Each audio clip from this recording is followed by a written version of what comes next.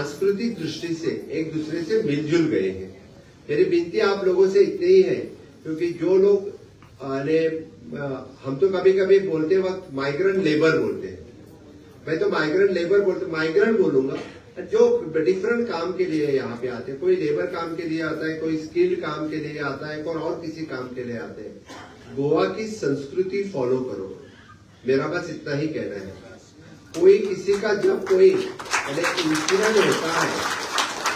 Incident होता है, कोई किसी का खून हुआ, किसी का मर्डर हुआ, किसी की डकैती हुई, तो आपको भी अच्छा नहीं लगेगा कि वो बिहारी है बोला तो। ओके, इसीलिए मेरा कहना है, कहाँ पे भी रहते हैं आप लोगों से वो हमेशा के लिए मिलते जुलते रहेंगे, आप हमेशा के लिए इस तरह के फंक्शन में इकट्ठा आते हैं, तो गोवा की संस्कृति, गोवा का धरोहर, गोवा की संस्कृति फॉलो करें।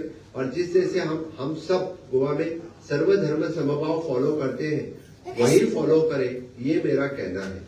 आप लोगों ने उन लोगों को समझ लिया तो डेफिनेटली इस तरह के लोग शांति से यहाँ पे रह सकेंगे।